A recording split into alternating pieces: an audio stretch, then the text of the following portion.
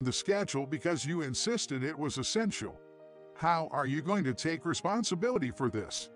I'm now encountered the live performance broadcast on TV, with the company's fortunes at stake. Carter is in charge of it, who I am indebted to. And yet, the main performer hasn't shown up right before it's supposed to start. I'm terribly sorry. What we need now isn't an apology, but the performer. What are we going to do? The broadcast is about to start. The director is irritated, and the hall is filled with a sense of urgency. 3 minutes until the broadcast starts. Damn it, what should we do? I decided to take the stage with determination. The point is to create buzz, right? Please start the broadcast. I'll go on. And as I made sound fill the hall, everyone's eyes were on me. Because I am. My name is John Miller, 28 years old. I work at a small and medium-sized publishing company. At the branch where I work, we mainly deal with music magazines, and frankly, my performance hasn't been very good. Moreover, I'm someone who doesn't talk about my private life at all, so I haven't been able to build good communication with others, making me somewhat of an outsider at work. Sometimes I feel lonely, but I haven't been harassed just because I'm not good at my job, so it's been a comfortable place for me. However, I've heard some not-so-great news. Due to the general public moving away from magazines recently, our publishing company has been facing financial difficulties. There have been suggestions to move from print to digital media, but that's just following the same strategy as other companies, which would likely lead to repeating the same mistakes. To break through this situation, the assistant editor-in-chief from the head office came over. Her name is Carter. She has a background in creating magazines in a variety of fields including music, sports, and art at the head office, and was chosen to turn our branch around because of her knowledge and experience. She is beautiful, with a mysterious charm that attracts people's attention without being flashy. She exudes an intellectual atmosphere, and many female employees admire her. When she greeted me directly, I was so overwhelmed by her beauty and the excitement that I couldn't respond properly. She launched a major project aimed at revitalizing the branch. It was an article on the most promising young violinist in the US today. True to form, she had easily secured an appointment. If I had been the one to contact them, I would have been turned away at the door, but her connections are immeasurable. Since string instruments are my responsibility, I accompanied her to the music office for the interview.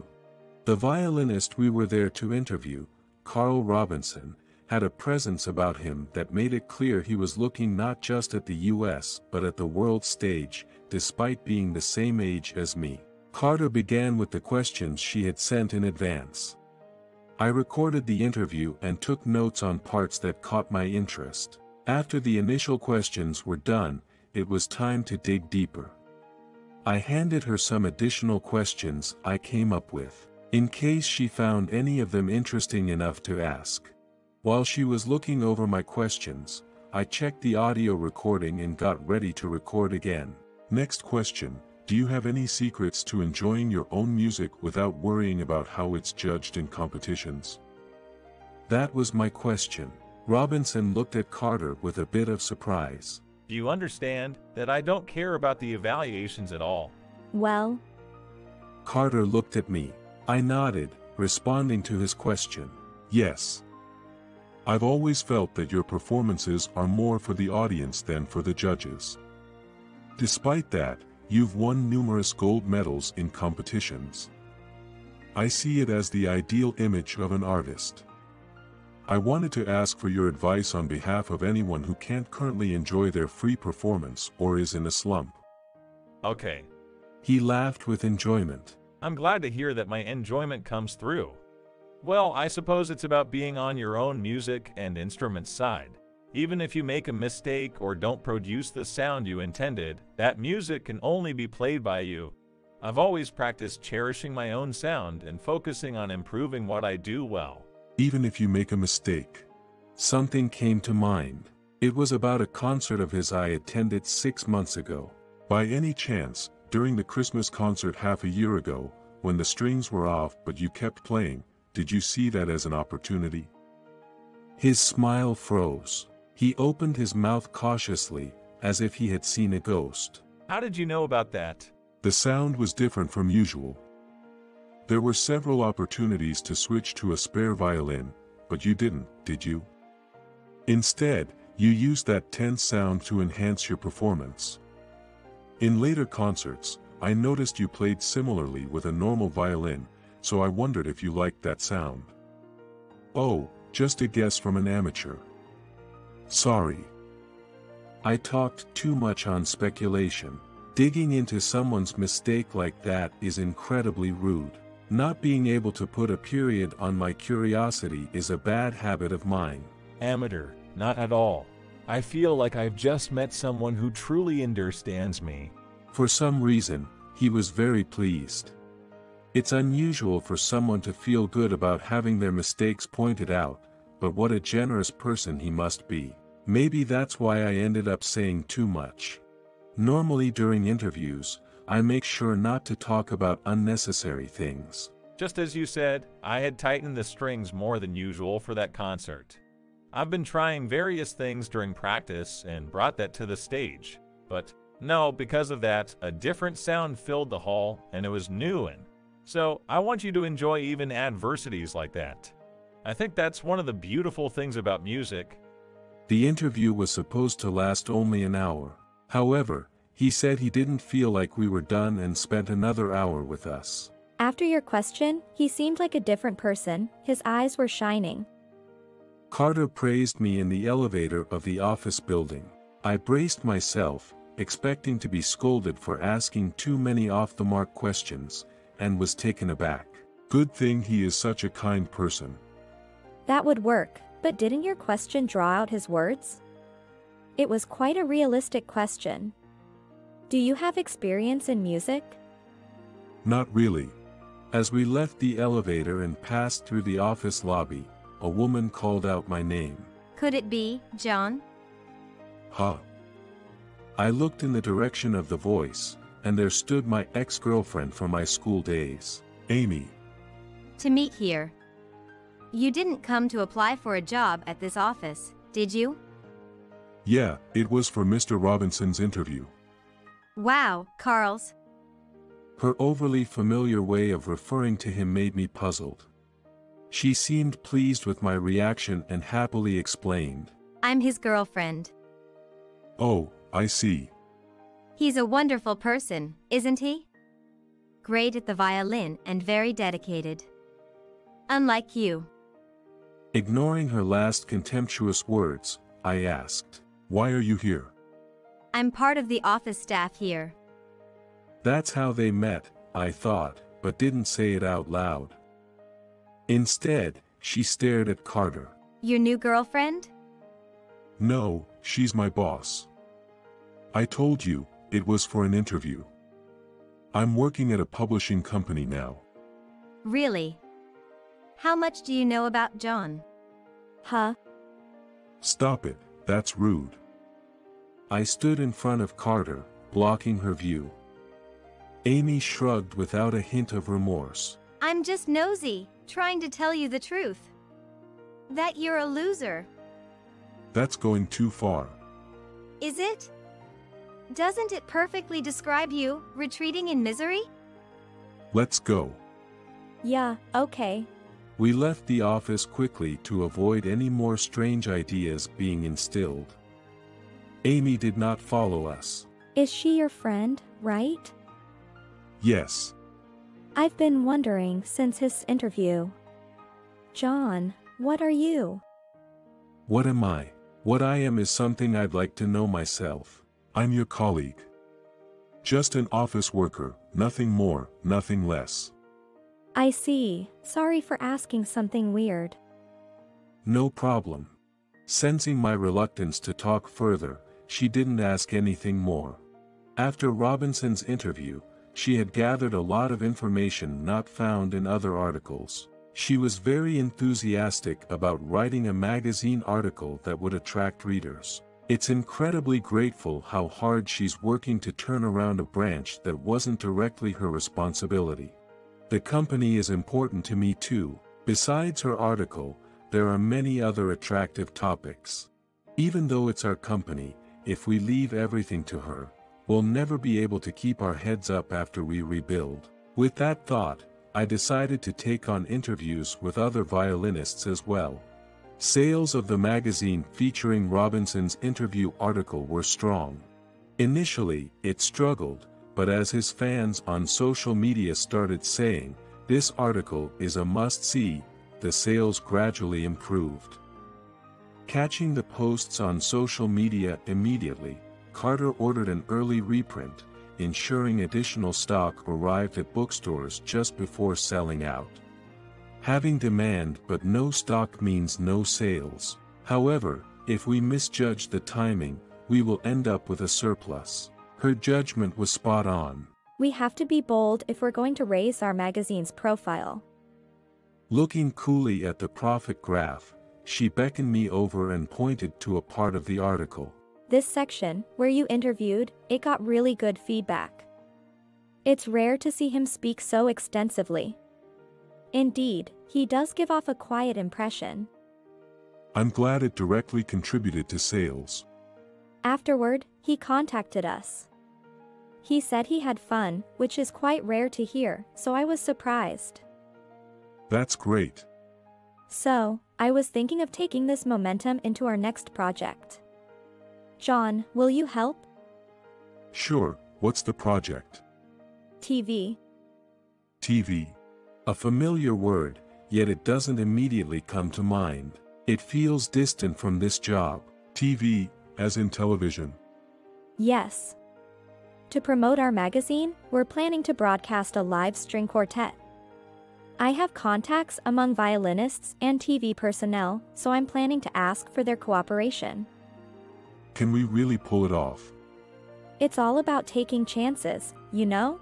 Indeed, the more conservative you are, the harder it is to break out of the current situation. If we want to protect this company, we need to broaden our horizons, as she says. Whatever I can do, just let me know.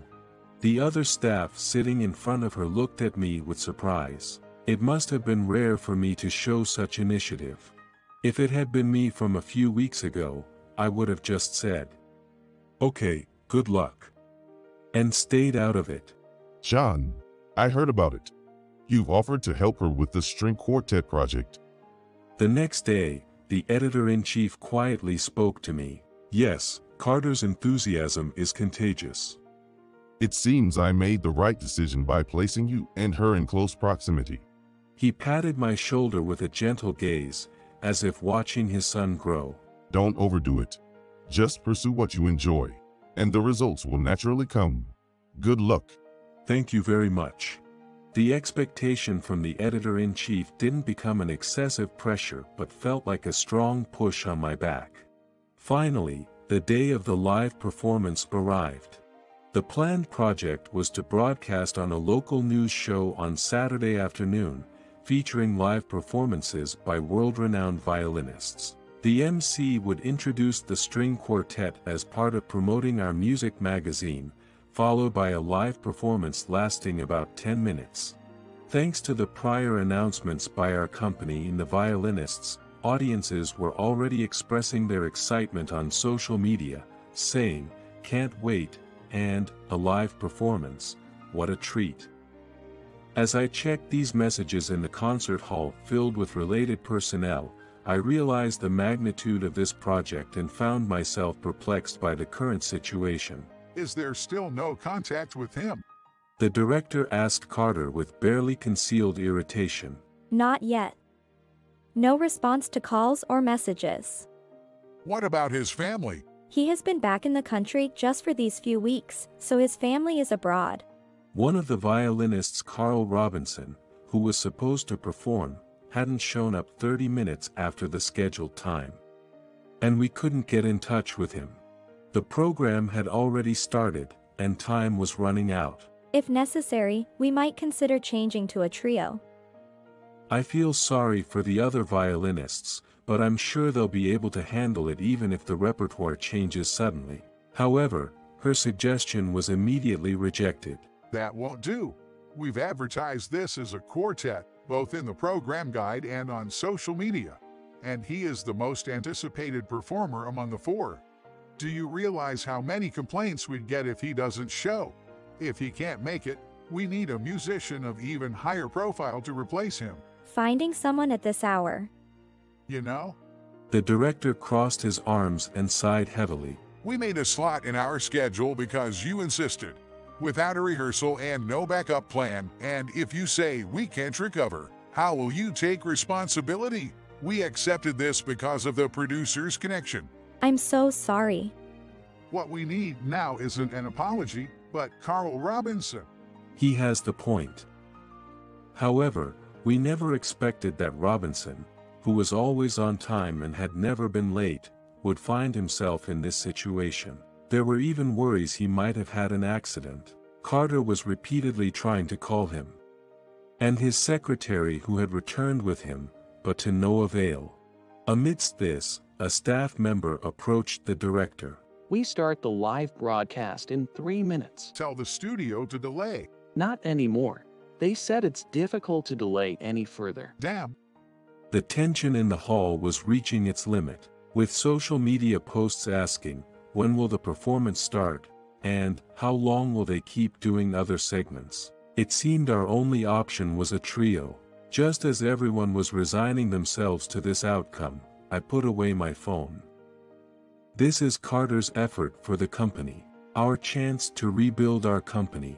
I couldn't just stand by idly.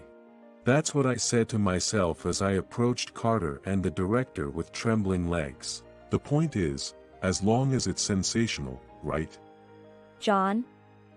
I stood in front of the viola player, a woman who was on standby. It's been a while, I'm John. Well, John. Yes, sorry. Given the circumstances, could I borrow your viola? Of course, if it's for you. After gratefully receiving the viola, I whispered something to the cameraman in front of the stage. There's no time to explain to the director. So, please start the broadcast. Are you serious about this? If you listen, you'll understand. If I fail, I'll take full responsibility. I positioned the viola. The cameraman signaled the start of the live broadcast. Hey, what are you doing? The director's attempt to stop me was drowned out by the sound of my viola. The moment they heard the melody, it was as if time stopped. The director froze. The camera crew, TV staff, and our employees, everyone let the performance continue without interruption, gazing at the stage. What a beautiful sound. Someone murmured. How can a viola produce such a vibrant tone? Who is he? I don't know either. He's one of our employees, but... Both the director and Carter were astounded. I signaled to the other violinist and the cellist with my eyes, and they joined in. Now it is a trio. Robinson is still absent, but judging from the reactions throughout the hall, it seems pretty likely. My hands played the tones as I wished. When was the last time I played in a hall like this? The echo, the depth of the sound was comforting. Oops, I almost got lost. This is television. I need to captivate the audience's eyes and ears. The camera didn't stray from me. It must be going well. For 10 minutes, I continued to play, synchronizing with the other two, ensuring the final note would resonate to the other side of the TV. After a moment of silence, applause erupted from audiences. I stood up, and the host MC came up beside me. That was a wonderful performance. Today, John Miller filled in for Carl Robinson, who was unable to perform as scheduled. The MC smoothly transitioned as if my performance was planned, introducing me as a special guest. Thank you for joining us today. I'm embarrassed to say this is the first time I've heard your name. Where do you usually perform? I was handed the microphone in front of the camera. My role wasn't over yet. I had to leave an impression on the viewers that would compensate for Robinson's absence. I am currently on a hiatus and making my return today. Samuel Miller. You might know my father, if that helps. As soon as I mentioned that name, a murmur spread through the crowd. The MC looked stunned but quickly switched gears. Could it be the legendary violinist, Samuel Miller, who passed away 10 years ago? Yes. My father knew Carl Robinson, and I was asked to fill in for him today as he couldn't make it at the last moment. It's true my father and Robinson were close. The part about Robinson asking me to fill in was a lie. I fabricated a plausible reason on the spot and managed to get through the situation. Since the program was already running late, there wasn't much probing, and the broadcast ended. When the MC said, "Back to the studio," the venue was enveloped in a sigh of relief, having narrowly made it through. Some people even slumped into their seats from relief. Ms. Garcia, thank you very much. I went to return the viola. The viola player Garcia, despite having her moment taken, greeted me with a smile. It was nice to hear your performance again, John. I heard you had quit music, but your skills haven't declined at all. Actually, I've been practicing, just a bit. That's great. It would be nice to play together again. John, was that story true? Carter and the director rushed over. I apologized for taking over the broadcast on my own, but the director shook his head vehemently. Not at all. So think you were the son of the legendary Samuel Miller. This will cause quite a stir. Please, let us organize a special program with you again. Handing me his business card, I nodded ambiguously. I knew revealing my background would change their attitude completely. That's why I hated it. It's for the sake of the company, so I can't help it. More importantly, I owed an explanation to Carter and the other staff. Everyone, I'm sorry for keeping silent. John, your performance was truly wonderful. Being a player yourself, that's why your interview with Mr. Robinson was so full of realism. Maybe so. It might be best not to pry too much into the past. No, I'll tell you. While the TV crew was packing up, I talked about my father and my past. My father, Samuel Miller, was a world-renowned violinist. I was hailed as a prodigy, thanks to inheriting his talent and his guidance. Just before graduating from college, I was planning to join my father's office, but then he passed away in a traffic accident. Amid the chaos of the music industry and the office, losing my father made it increasingly difficult for me to express my own music. I was diagnosed with stress, but those around me neither knew nor tried to understand. My girlfriend at the time, Amy, said dismissively, Think about how it feels to be forced to listen to such terrible music. What would your father think if he saw you now? I realized that she was only interested in the value of my father's name and mine, so she got into an argument with me, who was completely upset and eventually got dumped. Losing my support system, the attitude of journalists who had covered my father and me at every concert also changed. Instead of asking about my performances, they wanted to know how I felt without my father, what I would tell him about the competition results, what conversations we had had. They pursued stories about our relationship, not about me. They wanted tear-jerking stories about my father more than my dedication to music. Eventually, some openly said they wanted to feature my father, leaving me incredulous. If they truly mourned him, they wouldn't think of interviewing me. I grew tired of the media trying to exploit us for stories. Every time my father was mentioned, it was a reminder that he was gone. Please, don't ask anymore. Don't make me recall the moment I learned of my father's death. Then, I realized that as long as I continued playing music, I was providing the media with opportunities for interviews. If that's the case, I should just quit playing the violin. No one listens to my music anymore anyway. So, I withdraw myself from the world of the violin and tried not to talk about myself as much as possible. If no one knew, I wouldn't have to suffer. However, I didn't know how to make a living as I was only playing the violin. I didn't know how to live without it. That's when the editor-in-chief of the company I'm with now reached out to me. He was a journalist who had frequently covered my father. He was the only one to care for and watch over me after my father passed away.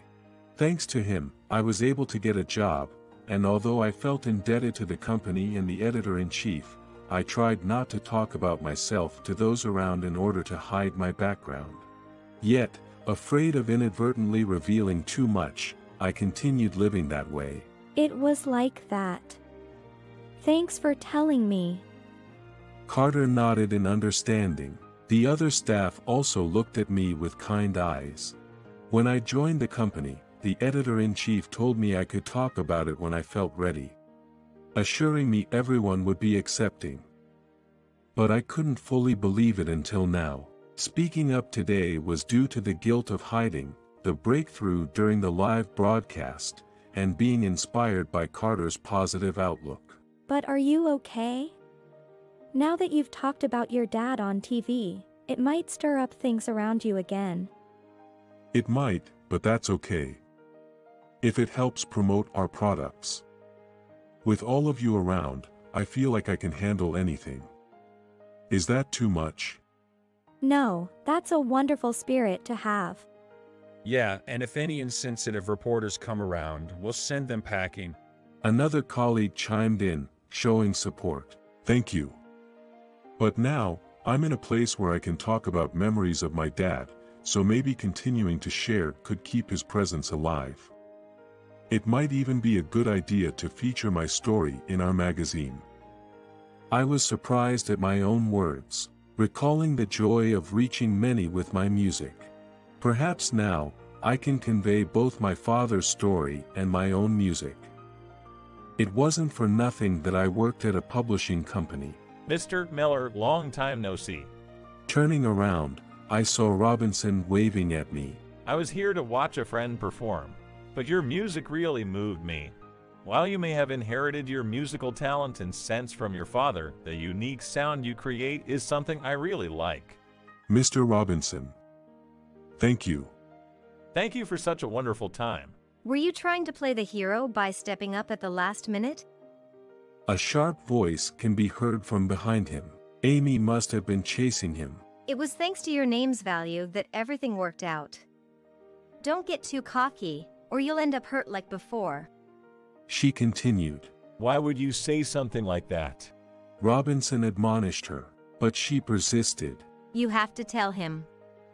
If he gets too arrogant, it'll be trouble for him. Plus, if he somehow becomes popular, it might affect your popularity. That's not for you to worry about. Oh, as a girlfriend, it's natural to be concerned about the future, right? Man. He massaged his temples, seemingly pained. Haven't you listened to his music? Do you think he's just showing off his abilities? If you had listened to his music, you'd know he's not that kind of person. Even if my reputation were to suffer, it would be due to my own lack of skill, not because of him. Besides, we were taken aback by his next words. You seem to think you're my girlfriend, but I've told you several times. That's not the case, right? Are you just being shy? No, I'm not. Please give it up. Amy appeared to be his self-proclaimed girlfriend. Watching someone being rejected so publicly was not pleasant. We managed to defuse the awkward situation somehow. As for what happened next, unable to let go of Robinson and being a fanatical fan from the start, Amy continued to follow him around at work, bordering on stalking behavior. It led to police involvement, her dismissal from the office, and a restraining order being issued. I heard that the reason she became a fan of Robinson in the first place was because he was a famous violinist, focusing solely on the fame and accomplishments gained through effort. It seemed time for her to reflect. I ended up writing an article about my father and myself. I openly wrote about how I had become reluctant to talk to people because the media at the time was more concerned about the episode with my father than about my music, and how I had mustered up courage during the broadcast the other day. As a result of the live broadcast impact, our magazine saw repeated print runs and achieved record-breaking sales within the company. The first person to reach out after reading the article was Robinson. He apologized for not being able to attend the performance due to being trapped in a subway train with his secretary after an abnormal noise was detected, leading to a tunnel stop for safety checks. Without any cell signal and not allowed to leave the train, there was nothing he could do. He also proposed holding a concert together as an apology, with our company getting the exclusive interview. Gradually, our company regained its reputation and has been experiencing strong sales across all magazines. With my name now known as a performer, I've become busy as a violinist. While I should probably be focusing solely on mastering the violin, I love the company and enjoy hearing stories from other musicians. I've managed to balance both. Thanks to everyone's understanding, even though I can't be at the company every day. Especially Carter, she supports me both professionally and personally. She seems to admire me for overcoming my past traumas and showing courage for everyone's sake. I feel the same about her positive attitude saving me. When I mentioned that, she joked that we make a good pair. I learned that you can grow by admiring the person and working hard, not by their status or talent, and I will continue to live my life with music so that I can one day become a great person who can imprint my name in everyone's hearts like my father.